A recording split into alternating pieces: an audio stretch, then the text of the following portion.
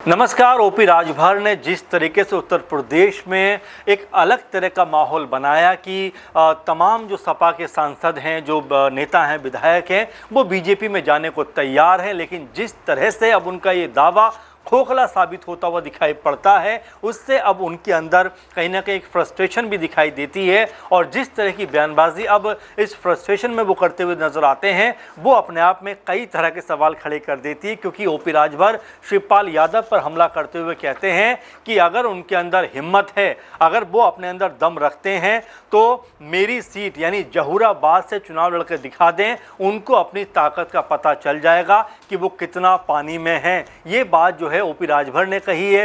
ये वही ओपी राजभर हैं जो शिवपाल यादव को समाजवादी पार्टी का अध्यक्ष बना रहे थे, लेकिन अब जब उनकी बात खोखली साबित हो रही, चूंकि केशव प्रसाद मौर्य ने इस बात को लेकर स्पष्ट कर दिया है कि ओपी राजभर जो दावा कर रहे हैं कि समाजवादी पार्टी के लोग जो है वो बीजेपी में आने वाले हैं, इस दावे में कोई दम नहीं है। और साथ में वो ये भी कहते हैं कि हमें समाजवादी पार्टी के नेताओं और सांसदों की हमें कोई ज़रूरत नहीं है। ये बयान केशव मौर्य का है और इस बयान के बाद में लगातार ओपी राजभर को लेकर सोशल मीडिया पर लोग उनको घेरते हुए दिखाई पड़ रहे हैं कि आखिर बेसिर पैर की बातें कब तक वो करते रहेंगे। उनकी पार्टी को देखें, यानी सुबह सपा को देखें, तो उनकी पार्टी में 6 विधायक हैं और ऐसे में लगभग 4 विधायक जो हैं वो सपा में जाने को तैयार खड़े हैं, क्योंकि उनके बेटे अरुण राजभर ने खुद इस बात की तरफ इशारा किया है कि 3 जो विधायक उनके हैं वो समाजवादी पार्टी का झंडा लगाए घूम रहे हैं और अब्बास अंसारी भी अब उसी टीम में शामिल हो गए हैं। तो ऐसे में 6 में से 4 विधायक जो हैं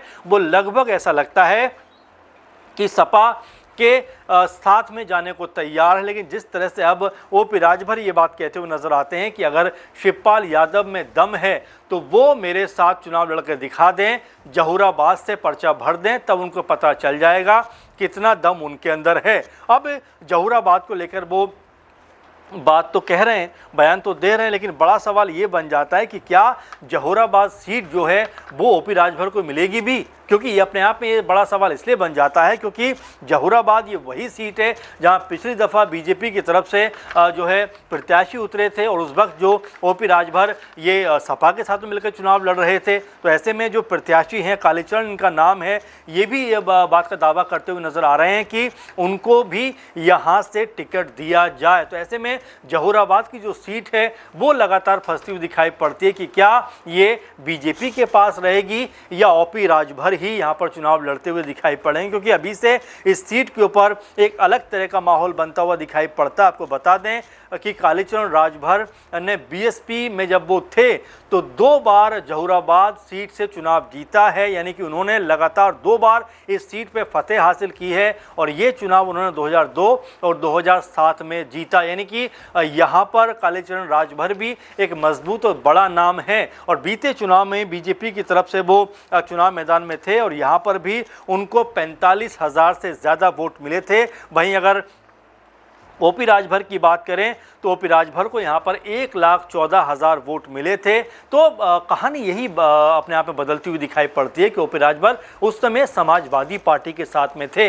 अब जब वो यहाँ पर बीजेपी के साथ में हैं तो क्या इस कहानी में ट्विस्ट आता हुआ दिखाई नहीं पड़ेगा। क्योंकि अभी तक तो ये तय भी नहीं है कि जहूराबाद में जो चुनाव है क्या वो ओपी राजभर ही लड़ेंगे या यहाँ पर बीजेपी खेमे की तरफ से कोई चुनाव लड़ता हुआ दिखाई पड़ेगा। क्योंकि जैसा हम बता रहे हैं कि कालीचरण राजभर अभी से अपने लिए यहाँ पर माहौल बनाते हुए दिखाई पड़ रहे हैं। ऐसे में ये कहना बहुत जल्दबाजी नहीं हो जाएगा कि यहाँ पर ओपी राजभर अपने लिए तमाम तरह के दावे पेश करते हुए नजर आते हैं, तमाम तरह का माहौल बनाते हुए नजर आते हैं और ये कहते हैं कि अगर उनमें दम है तो वो यानी शिवपाल यादव के लिए कहते हैं ओपी राजभर कि अगर उनमें दम है तो जहूराबाद सीट के ऊपर चुनाव लड़कर दिखा दें।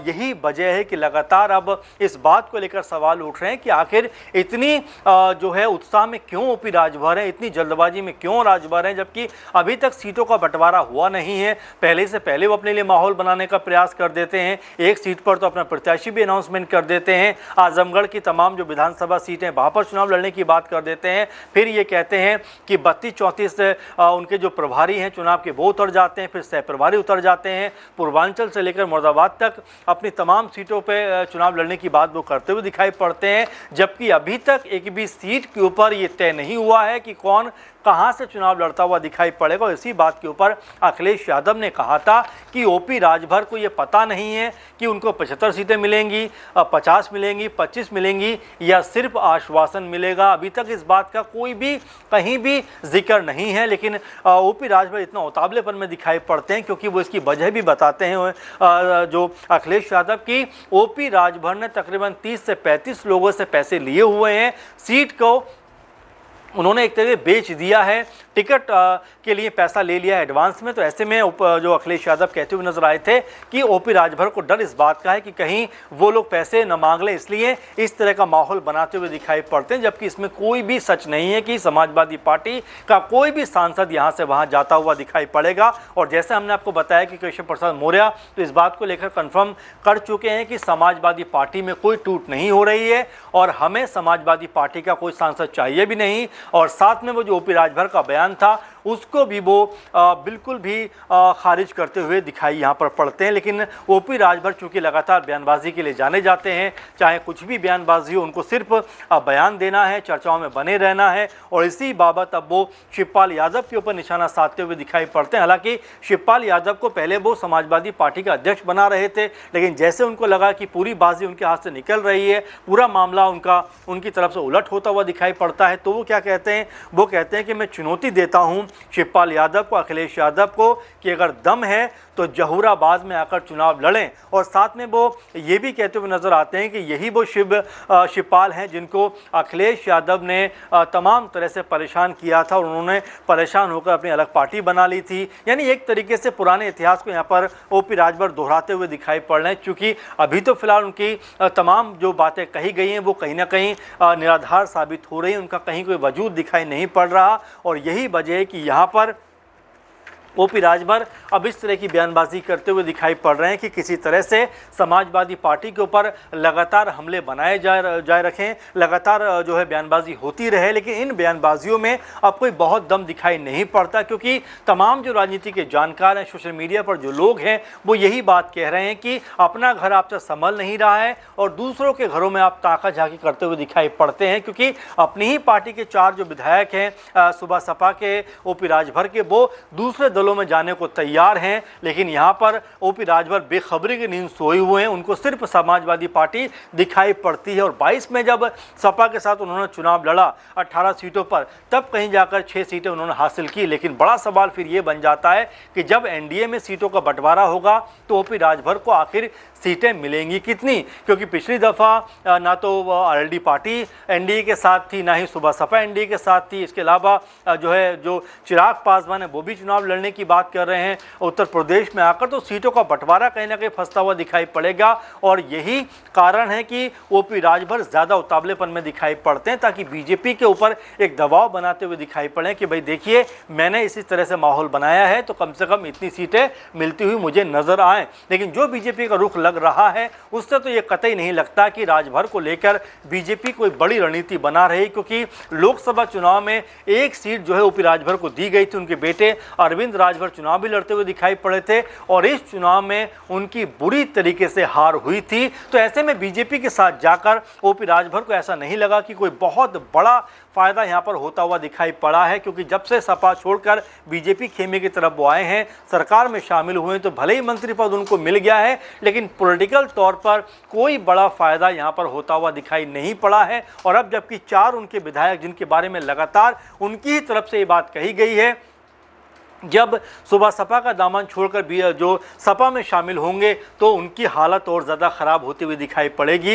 इसके अलावा अब वो जिस तरह की बयानबाजी कर रहे हैं कि अगर सपा के अंदर थोड़ा सा भी दम है, यानी कि अखिलेश यादव और शिवपाल यादव में अगर ज़रा सी भी हिम्मत है, तो मेरे खिलाफ जहूराबाद में आकर चुनाव लड़ें, उनको अपनी ताकत का पूरा अंदाज़ा हो जाएगा। लेकिन जैसा कि हमने आपको बताया कि अभी तक जहूराबाद सीट को लेकर कोई चीज़ कन्फर्म ही नहीं है, कहीं तक अभी ये जो बात ही नहीं है कि यहाँ यहाँ से क्या ओपी राजभर ही चुनाव लड़ेंगे, क्योंकि बीजेपी की तरफ से कालीचरण जो राजभर हैं वो भी यहाँ पर लगातार ताल ठोकते हुए दिखाई पड़ते हैं। तो ये अब बड़बोलापन कहा जाएगा ओपी राजभर का, ये एक तरीके से एक ऐसी बयानबाजी कही जाएगी जिसका ना कोई आधार है ना कोई सिर पैर है। तो ऐसे में ओपी राजभर जो हैं वो अब अपने बयानों में ऐसा लगता है कि खुद घिरते हुए दिखाई पड़ते हैं। तो ओपी राजभर को लेकर आपका क्या ओपिनियन है, आप क्या सोचते हैं, कैसे उनको देखते हैं, कमेंट जरूर करिए। फिलहाल के प्रोग्राम में बस इतना ही। आप लगातार बने रहें, लगातार हमारे साथ जुड़े रहें और अपने सुझाव और प्रतिक्रिया हम तक पहुंचाते रहें।